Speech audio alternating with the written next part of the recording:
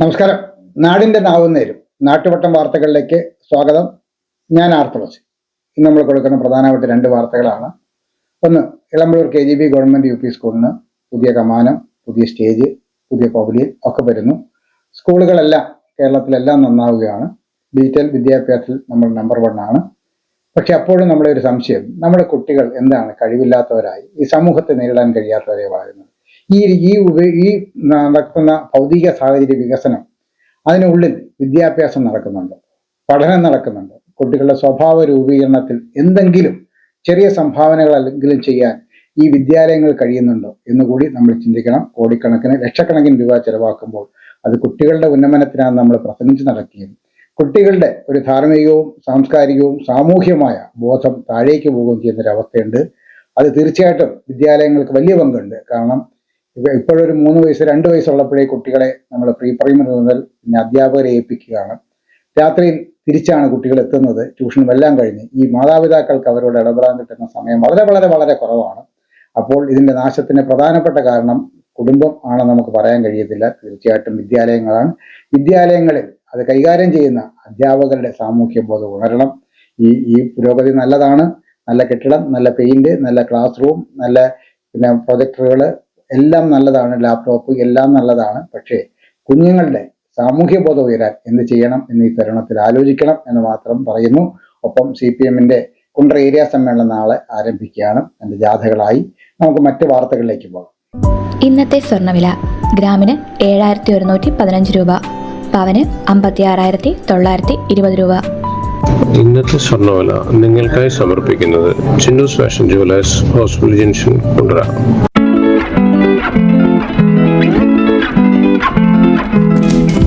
നാളെ November 21 world television day.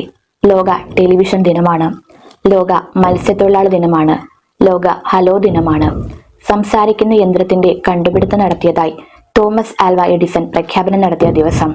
ഇന്ത്യയുടെ ആദ്യ റോക്കറ്റായ നൈക്ക് അപ്പാച്ചെ തുമ്പയിൽ നിന്ന് വിക്ഷേപിച്ചു. 1963 ഇത്.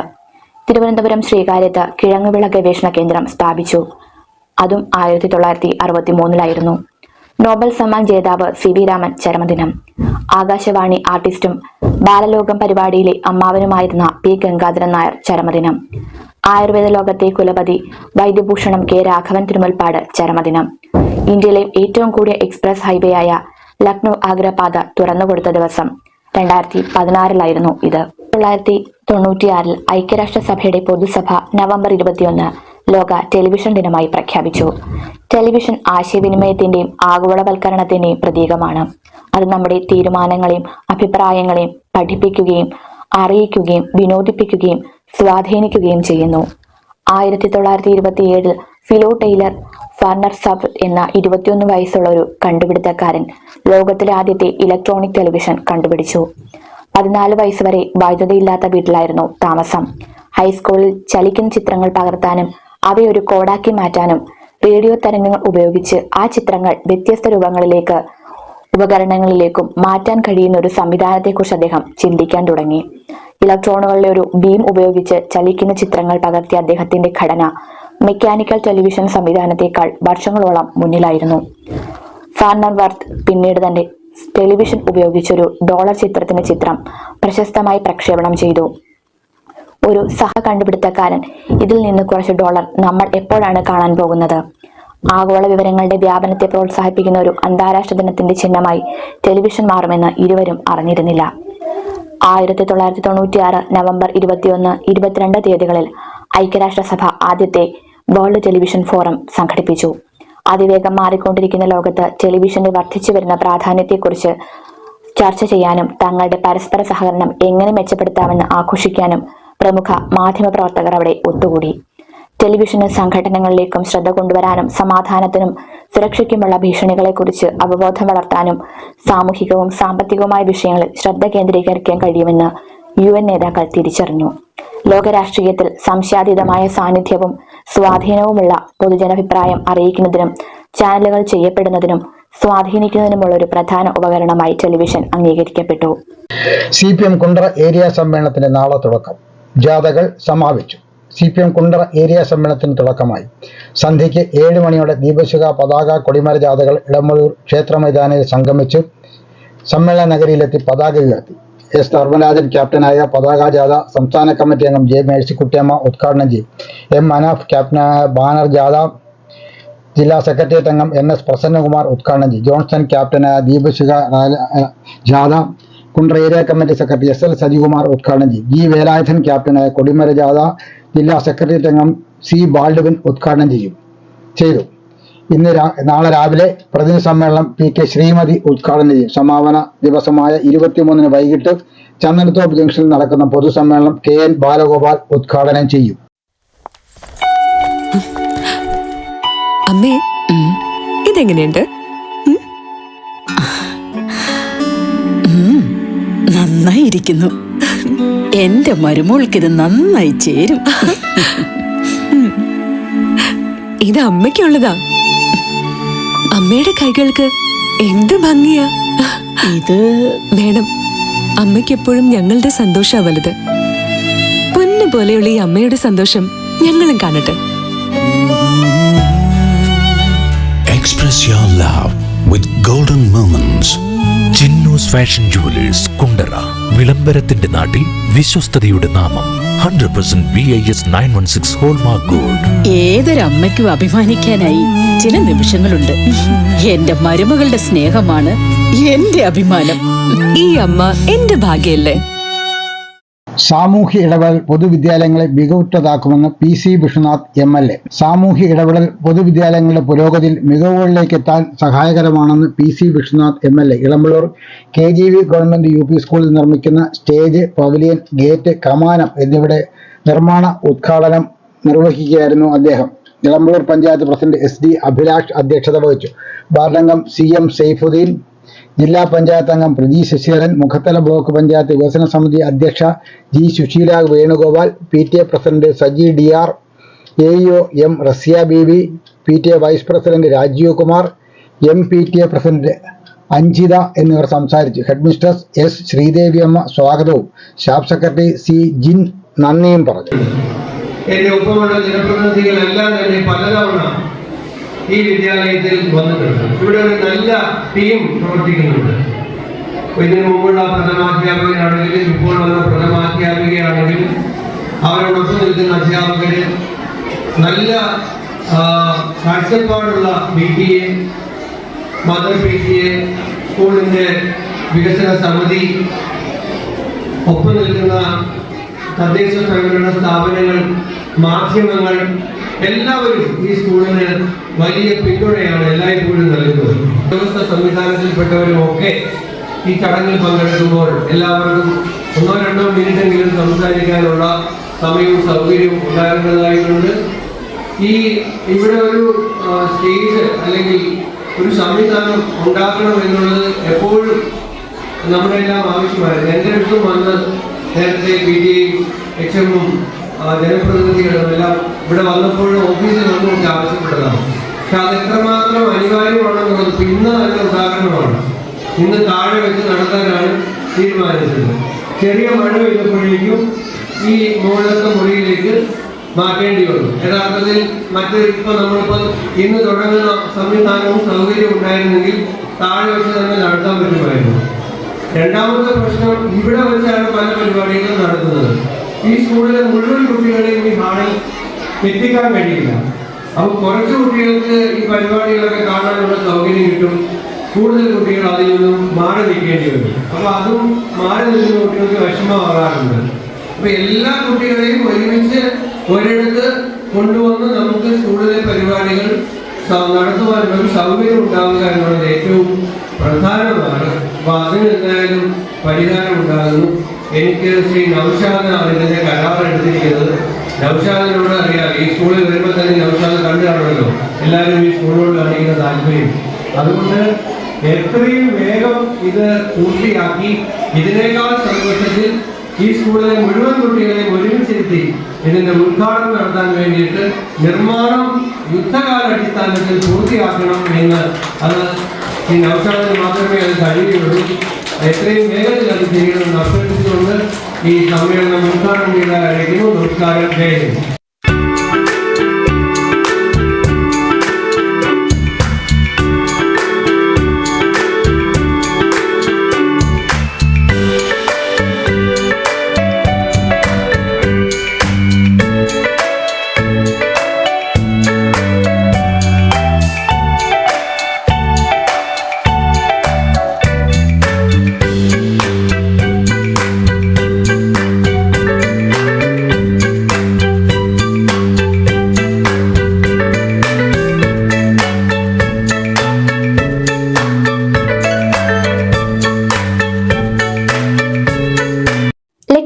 വഴി അന്വേഷിക്കുകയാണോ നിങ്ങൾ?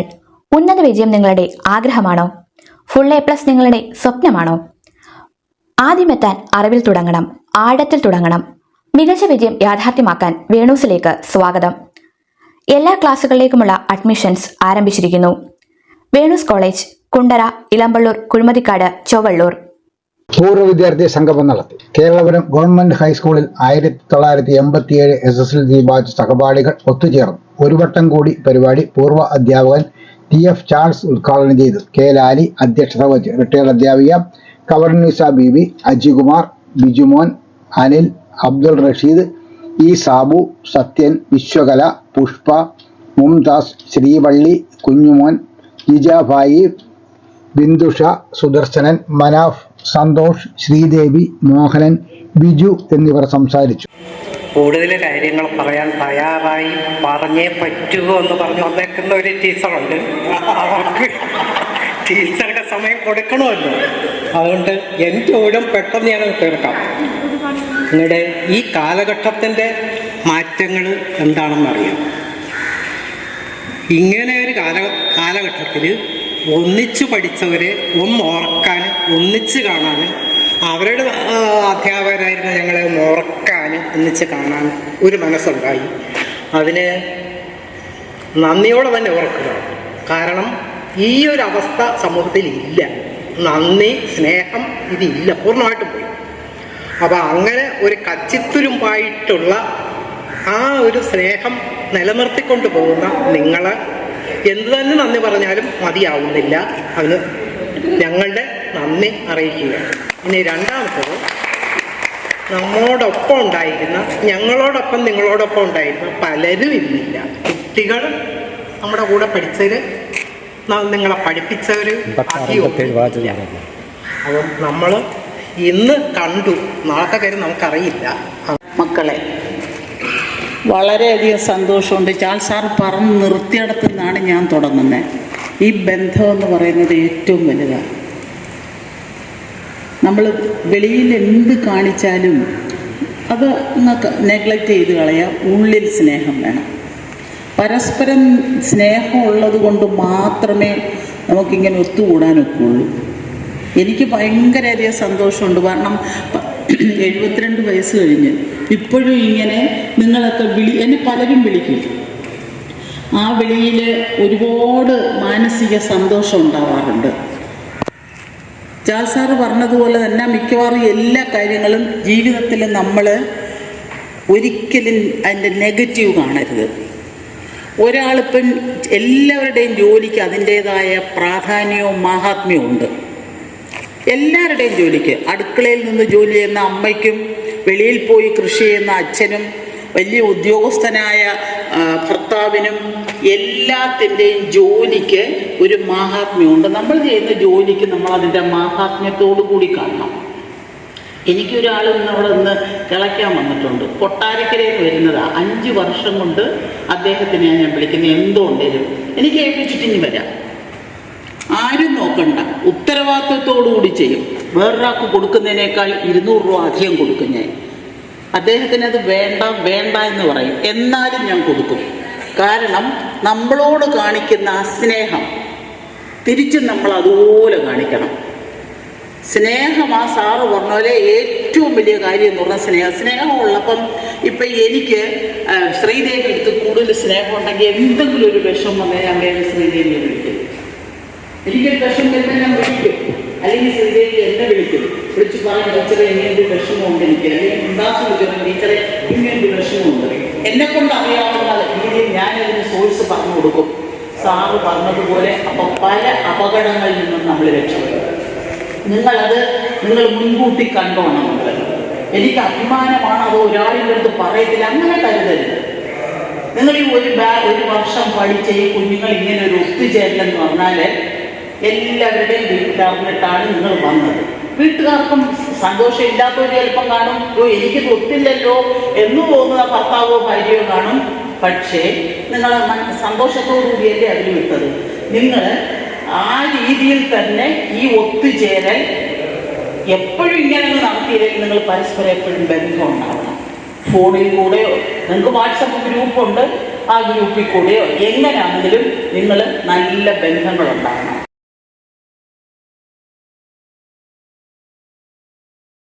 ഹെൽത്ത് സ്നാക്സ് ഫുഡ് ഫെസ്റ്റ് നടത്തി. നല്ലത് കഴിക്കൂ, ആരോഗ്യത്തോടെ ജീവിക്കൂ എന്ന സന്ദേശവുമായി food safety and standards authority of India Perumpuzha government LPSൽ ഹെൽത്ത് സ്നാക്സ് ഫുഡ് ഫെസ്റ്റ് നടത്തി. Low fat, low sugar, low salt എന്ന ആശയം മുൻനിർത്തി നടത്തിയ ഫെസ്റ്റിവൽ വിവിധതരം സലാഡുകൾ, മില്ലറ്റ് വിഭവങ്ങൾ, ആവിയിൽ വേവിച്ച വിവിധയിനം ഭക്ഷണങ്ങൾ, മലബാറി വിഭവങ്ങൾ ഉൾപ്പെടെ കുട്ടികളെ പരിചയപ്പെടുത്തി. 100-ലധികം വിഭവങ്ങൾ കുട്ടികൾ തയ്യാറാക്കി പ്രദർശിപ്പിച്ചു. മികവ് തെളിയിച്ച കുട്ടികൾക്ക് സമ്മാനങ്ങൾ നൽകി. Food safety circle officer Anju Manasa, head mistress J Sreelatha, SMC chairman G Prabhas, MPTA president Gopika Shekhar, Shirley Chacko എന്നിവർ നേതൃത്വം നൽകി.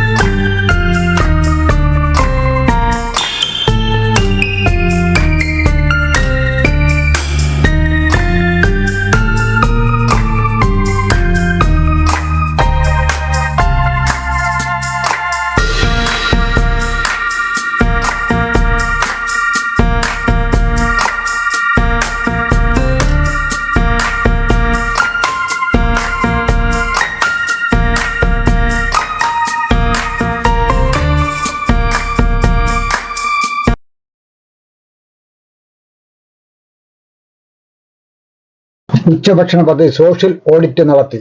പ്രധാനമന്ത്രി പോഷൺ ശക്തി നിർമ്മാണ പദ്ധതിയുടെ ഭാഗമായി കുണ്ടറ ഉപജില്ല സോഷ്യൽ ഓഡിറ്റ് നടത്തി. AEO M റസിയ ബീവി ഉദ്ഘാടനം ചെയ്തു. പനയം പഞ്ചായത്ത് പ്രസിഡന്റ് ഡോക്ടർ രാജശേഖരൻ അധ്യക്ഷത വഹിച്ചു. ആഗ്നസ് ആമുഖ പ്രഭാഷണം നടത്തി.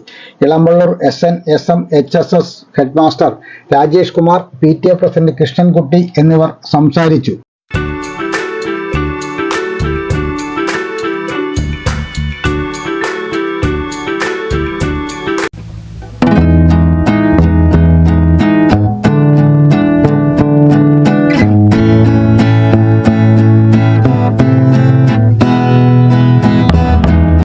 കേരളം ജീവിതശൈലി രോഗങ്ങളുടെ പിടിയിലാണ്. അതിൽ രക്തസമ്മർദ്ദം എന്ന BP-യും പെടുന്നു. BP ഉള്ളവർ ഉപ്പ് ഉപയോഗിക്കരുതെന്ന് പറയാറുണ്ട്. നമ്മളാരും ചെയ്യാറില്ലെങ്കിലും ഉപ്പ് കഴിച്ചാൽ രക്തസമ്മർദ്ദം ഉയരുമെന്ന് പറയുന്നത് എന്തുകൊണ്ടായിരിക്കാം?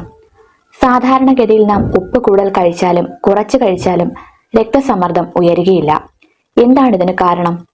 ഉപ്പ് കഴിച്ചത് അധികമായി എന്നിരിക്കട്ടെ, ശരീരത്തിലെ കോശേതര ദ്രാവകത്തിന്റെ വ്യാപ്തം കൂടും. അതുകൊണ്ട് രക്തസമ്മർദ്ദം ഉയരും. ഉയർന്ന രക്തസമ്മർദ്ദം മൂലം വൃക്കകളിലൂടെ കൂടുതൽ രക്തമൊഴുകും. ഈ സാഹചര്യത്തിൽ വൃക്കകൾ റെനിൻ എന്ന എൻസൈമിന്റെ ഉൽപാദനം കുറയും. ഇതിന്റെ ഫലമായി വൃക്കകൾ കൂടുതൽ ജലവും ഉപ്പും പുറത്തേക്ക് തള്ളും. അങ്ങനെ കോശേതര ദ്രാവകത്തിന്റെ വ്യാപ്തം കുറയുകയും തന്മൂലം രക്തസമ്മർദ്ദം കുറയുകയും ചെയ്യും. ഉപ്പ് കഴിക്കുന്നത് കുറവാണെങ്കിൽ മേൽപ്പറഞ്ഞതിന് നേർവിപരീതമായ പ്രക്രിയ നടക്കും. അപ്പോൾ കൂടുതലായി ഉൽപ്പാദിപ്പിക്കപ്പെടുന്ന റെനിൻ ആൻജിയോടൈസിൻ 1 എന്നൊരു പ്രോട്ടീനെ ആൽജിയോടൈസിൻ 2 ആക്കി മാറ്റുന്നു. ആൽജിയോടെൻസിൻ 2 രക്തസമ്മർദ്ദം ഉയർത്തും. കൂടാതെ ഉപ്പും വെള്ളവും പുറത്തേക്ക് പോകാതെ നിലനിർത്തുവാൻ അതിനു പുറമെ വൃക്കകളിൽ നിന്നും ഉപ്പും വെള്ളവും പുറത്തേക്ക് പോകാതെ സംരക്ഷിക്കുകയും ചെയ്യും. ചുരുക്കത്തിൽ ആരോഗ്യവാനായ ഒരാൾ ഉപ്പ് അല്പം കൂടുതലോ കുറവോ കഴിച്ചതുകൊണ്ട് കുഴപ്പമൊന്നുമില്ല. എന്നാൽ അവശ്യ രക്തസമ്മർദ്ദം എന്ന അവസ്ഥയുള്ള ആളുകളുടെ കാര്യമാണ് അങ്ങനെയല്ല. അവരവരുടെ വൃക്കകളുടെ പ്രവർത്തനത്തിൽ അപാകതയുണ്ട്. എന്താണ് കുഴപ്പമെന്ന് പറയാൻ ഇനിയും സാധ്യമായിട്ടില്ല. ഉയർന്ന രക്തസമ്മർദ്ദത്തിലെ ഇക്കൂട്ടർക്ക് അധികമുള്ള ഉപ്പ് പുറത്തേക്ക് കളയുവാൻ കഴിയൂ. അതിനാൽ കൂടുതൽ ഉപ്പ് കഴിച്ചാൽ രക്തസമ്മർദ്ദം ഉയരും. വിദ്യാരംഗം സർഗോത്സവം. കുണ്ട്ര വിദ്യാഭ്യാസ ഉപജില്ല വിദ്യാരംഗം സാഹിത്യ കലാവിധി സർഗോത്സവം നാളെ രാവിലെ 9:30 കൊല്ലം DD K. ലാൽ ഉദ്ഘാടനം ചെയ്യും. എഴുത്തുകാരൻ സജീവ് നെടുവൺകാവ് മുഖ്യ പ്രഭാഷണം നടത്തും. PTA പ്രസിഡന്റ് ജിഷ അനിൽ അധ്യക്ഷത വഹിക്കും. കഥ, കവിത, നാടൻപാട്ട്, അഭിനയം, ചിത്രരചന, കാവ്യാലാപനം, പുസ്തകാസ്വാദനം എന്നീ മേഖലകളിൽ ശില്പശാലകൾ നടക്കും.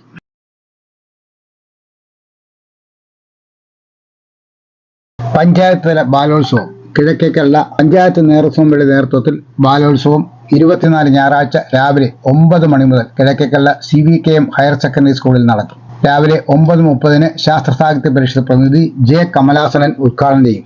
വൈകിട്ട് 3:30 നടക്കുന്ന സമാപന സമ്മേളനം library council taluk secretary G. Velayudhan ഉദ്ഘാടനം ചെയ്യും.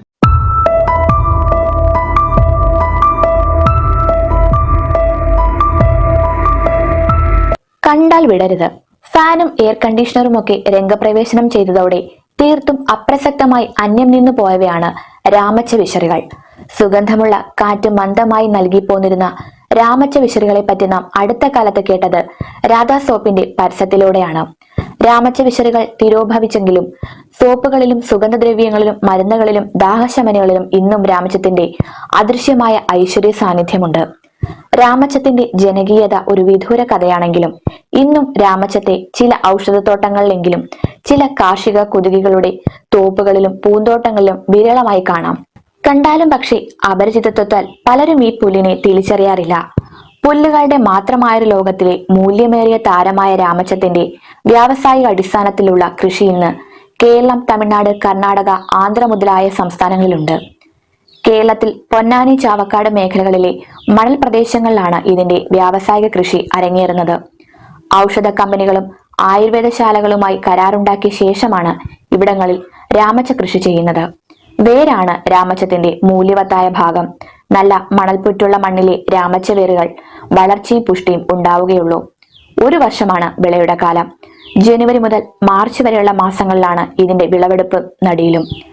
വിളവെടുത്തുടൻ തന്നെ മണ്ണൊരുക്കി ഞാറ് നടും പോലെ ഇതിന്റെ കടഭാഗം ചെറു കഷ്ണങ്ങളാക്കി നട്ടു നനയ്ക്കുന്നതാണ് കൃഷി ഇറക്കലിലെ നാട്ടുരീതി.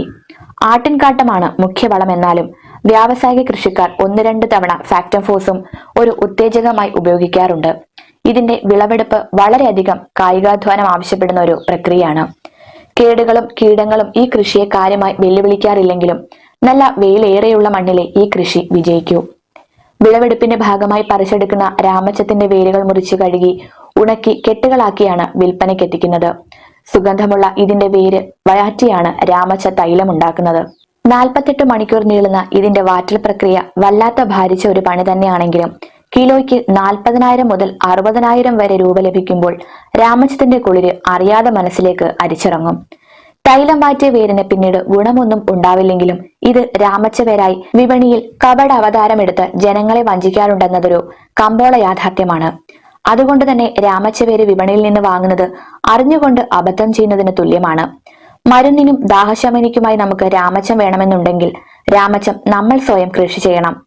ചെടിച്ചട്ടികളിലും ഗ്രോ ബാഗുകളിലും മണലും മണ്ണും ചാണകവും ചേർത്ത് ഇത് നട്ടു നനച്ചാൽ നമുക്ക് ആവശ്യമായ രാമച്ചവേര് യഥേഷ്ടം ലഭിക്കും. പ്രത്യേകിച്ച് പരിചരണമൊന്നും വേണ്ടാത്ത രാമച്ചം വെറും മണ്ണിൽ വേലിയായി നട്ടുപിടിപ്പിച്ചാലും വേര് എന്ന ഇതിന്റെ വിള ലഭിക്കും. തൈകൾ എവിടെ ലഭിക്കുമെന്ന് ചോദിച്ചാൽ എവിടെയും ലഭിക്കില്ല എന്നാണ് ഉത്തരം. ചില നഴ്സറികളിൽ ഉണ്ടായേക്കാം.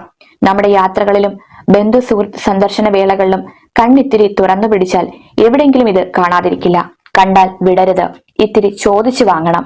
എന്നിട്ട് വീട്ടിൽ കൊണ്ടുവന്ന് നടണം. വർഷം എത്തുമ്പോൾ അല്ലെങ്കിൽ 2 വർഷത്തിലൊരിക്കൽ പറിച്ച് വേര് വെട്ടിയെടുത്ത് ഉണക്കി സൂക്ഷിക്കണം. എന്നിട്ട് വിരുന്നുകാർ വീട്ടിൽ വരുമ്പോൾ അവർക്ക് ദാഹമകറ്റാൻ രാമച്ച കുളിർജലം നൽകണം. അവർ യാത്ര പറഞ്ഞു പോകുമ്പോൾ നമ്മുടെ രാമച്ച ചുവടുകളിൽ നിന്നൽപ്പം പറിച്ച് അവർക്ക് നടാൻ കൊടുത്തയക്കണം. അങ്ങനെ നാട്ടിലെങ്ങണം പടർത്തണം നമുക്ക് രാമച്ചത്തെ. നാട്ടുവട്ടം വാർത്തകൾ ഇന്നിവിടെ സമാപിക്കുമ്പോൾ ലൈല ക്രിയേഷൻസിന്റെ ബാനറിൽ പുറത്തിറക്കിയിട്ടുള്ള 11 ഹ്രസ്വചിത്രങ്ങൾ ഇപ്പോൾ യൂട്യൂബിൽ ലഭ്യമാണ്. 6 മുതൽ നോട്ടം വരെയുള്ള സിനിമകൾ നിങ്ങൾക്കതിൽ കാണാം. 1 മാസം ഒരു ഹ്രസ്വചിത്രം എന്ന ലക്ഷ്യവുമായി ലൈല ക്രിയേഷൻസ് ഇപ്പോൾ 1 വർഷം 12 ചിത്രങ്ങൾ എന്ന ലക്ഷ്യ പൂർത്തിയിലേക്ക് എത്തുകയാണ്. അതൊരു വലിയ ഈവൻ്റായി നടത്തണം എന്നാണ് ഞങ്ങളുടെ ആഗ്രഹം. ഞങ്ങളോടൊപ്പം ഈ 12 സിനിമയ്ക്കും ഞങ്ങളോടൊപ്പം നിന്ന വളരെ അടുത്ത് നിന്ന കുറച്ച് പേരുണ്ട്. അതല്ലാതെ സഹായിച്ച ഒരുപാട് പേരുണ്ട്. എല്ലാവരെയും വളരെ കൃതാർത്ഥതയോടെ ഓർക്കുകയാണ്. ഒപ്പം ഈ അവസാനത്തെ 12 എണ്ണം പൂർത്തിയാകുന്ന പരിപാടി ഡിസംബർ 29-നാണ്. വേണേഴ്സ് കോളേജിൽ വൈകുന്നേരമാണ് പരിപാടി. മുഴുവൻ ചിത്രങ്ങളുടെ പ്രദർശനവും അതിൽ അഭിനയിച്ചവരുടെ കുടുംബ സംഗമവും സഹായിച്ചവരുടെയും ഒപ്പം നിന്നവരുടെയും സുഹൃത്തുക്കളുടെയും ഒരു കുടുംബ സംഗമമാണ് ആലോചിക്കുന്നത്. നിങ്ങളും തീർച്ചയായിട്ടും ആ പരിപാടിക്ക് എത്തിച്ചേരണം എന്നാണ് ഞങ്ങളുടെ ആഗ്രഹം. ഡിസംബർ മാസം 29-ാം തീയതി ഞായറാഴ്ച ഒരു 2:30 മണിക്ക് ആരംഭിച്ച് ഒരു 6 മണിയോ 6:30 കൂടി തീരണം എന്നാണ് ഞങ്ങളുടെ ആഗ്രഹം. നിങ്ങളും എത്തിച്ചേരും എന്ന പ്രതീക്ഷയോടെ സ്നേഹപൂർവ്വം നാളെ നമുക്ക് വീണ്ടും പരസ്പരം നമ്മുടെ മൊബൈൽ ഫോണുകളിലോ കാണാം. അതുവരെ നാട്ടുവട്ടം ടീമിന്റെ സ്നേഹം, ആദരം.